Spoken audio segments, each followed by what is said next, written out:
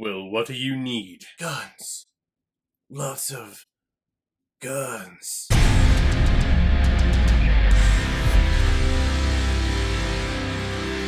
John Wick Chapter 3 Parabellum, released in 2019 and is directed by Chad Stahelski, who's also directed the very first John Wick and John Wick Chapter 2. And this film is starring, of course, the very charismatic Keanu Reeves, Halle Berry, Lawrence Fishburne, Mark Dacascos, Asia Kate Dillon, Lance Reddick, Angelica Houston, and Ian McShane. Jonathan, what have you done? John Wick Chapter 3 begins right after the final events of Chapter 2. John Wick has just committed murder on the grounds of the Continental, and the owner Winston has made John Wick excommunicado, giving him a 1-hour head start because, you know, they're best friends. So this film follows the journey of John Wick on the run from basically every assassin in the world and in New York City, and the lengths he would go to take the bounty off of his head. And I remember thinking at the very end of John Wick Chapter 2, when he was on the run and all of these people that he's walking by start getting the little text message saying, oh, there's a bounty on his head, $14 million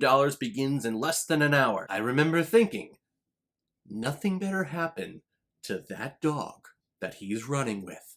If that dog dies, I'm gonna lose my fucking shit. Because and really all of us, we all went through the very first heartbreak from the very first John Wick film, where the puppy that he had was brutally murdered in front of his eyes and left for dead in front of his eyes and our eyes as an audience member. It was, you don't see the beating actually happen, you just see the aftermath of it, and it's jarring and it's scarring. It could scar you for life, one would say. So then when he got his second dog, I was like, oh yay, he filled the void in his life with his wife passing away and then his dog being murdered. He has this new dog.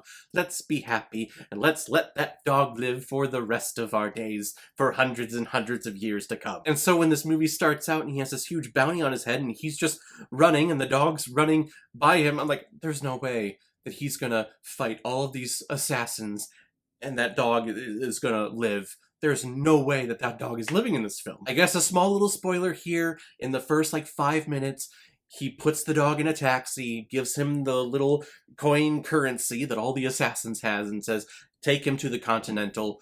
So thank God, the dog lives, he is okay throughout this entire film. That was really the main thing that I cared about. Everything else that happens in this movie is just gravy.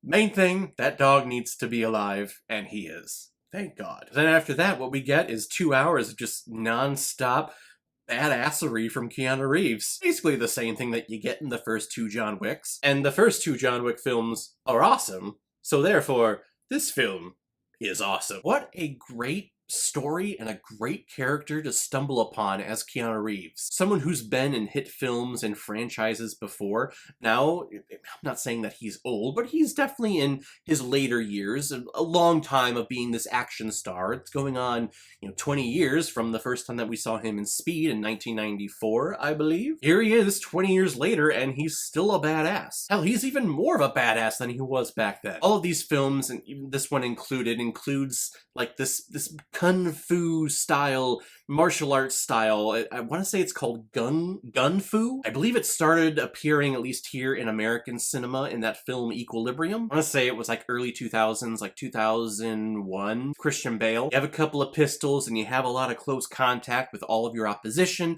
so you do some cool gung fu-ish type styles and you're shooting and you're kung fu-ing and you're just looking all cool and badass. That's what we get here, just a lot more brutal and a lot cooler. Now, I was worried when this film was coming out because at the end of Chapter 2, as he's running and he's trying to get his head start, you see all of these people, hundreds of people, get the little text message saying, oh, John Wick is going to be excommunicado in less than an hour. So essentially you have all of these hundreds of people in New York City alone that are assassins, which how many people in the world are assassins? This film is making me think that everyone living on this planet are assassins, except for me, because I'm not one, or am I? Everyone he walks by catches his gaze and they go, well, yep, I'm gonna come after you. And that also led into my main hesitation that I have with this film, because you have hundreds of these assassins in New York City, and he's trying to make a break for it, trying to get away from it.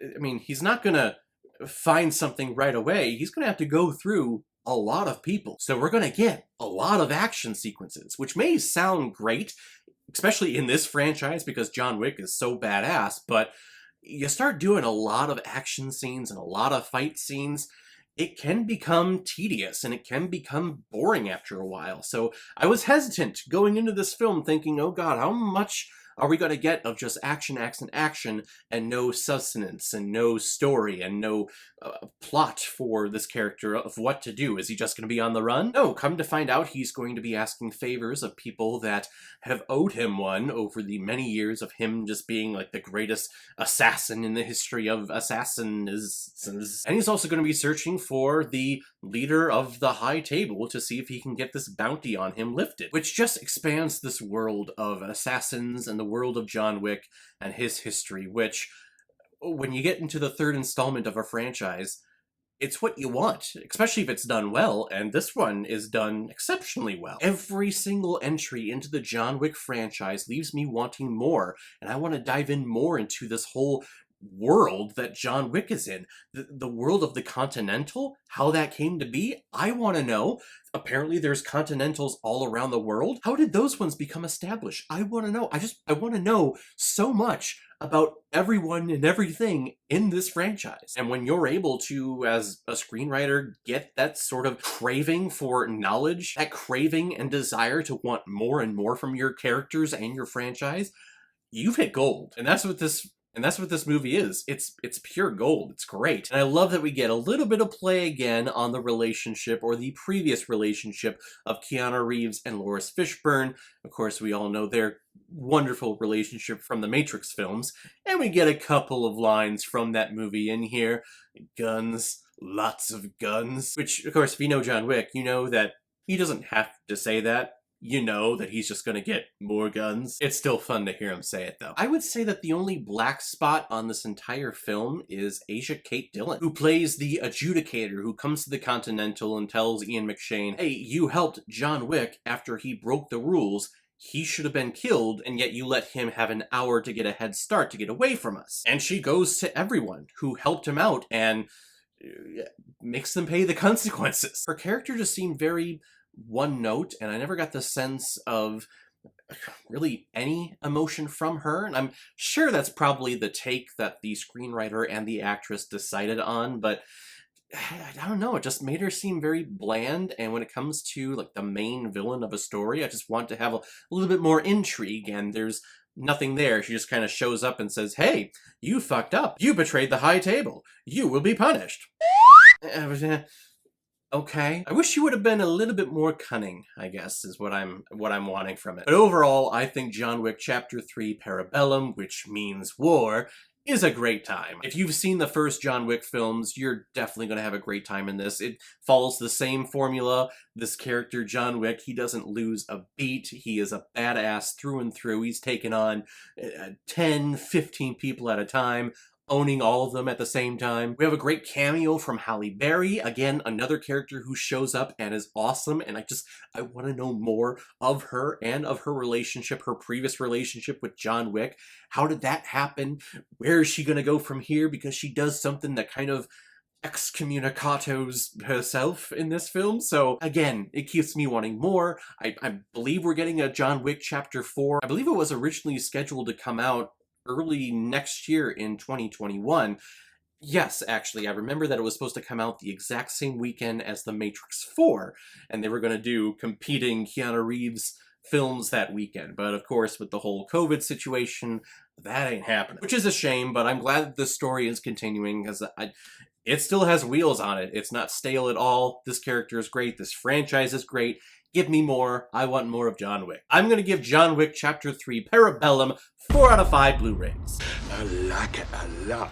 Alright everyone, now comes my favorite part of my videos, where I randomly select which movie I'm going to be watching next, and I'm actually going to take that back because I'm not randomly selecting this movie. It kind of randomly appeared on my Twitter feed, and I just thought, oh my god, this looks so terrible that I must watch it for the Christmas season, because of course, it's a Christmas movie by the name of Santa Jaws. Oh yes. I don't know how it came to be on my Twitter feed, but all of a sudden I see this picture of a shark that has a Santa cap on the back of its fin, and it has a little candy cane horn that it's stabbing someone with. Oh my god.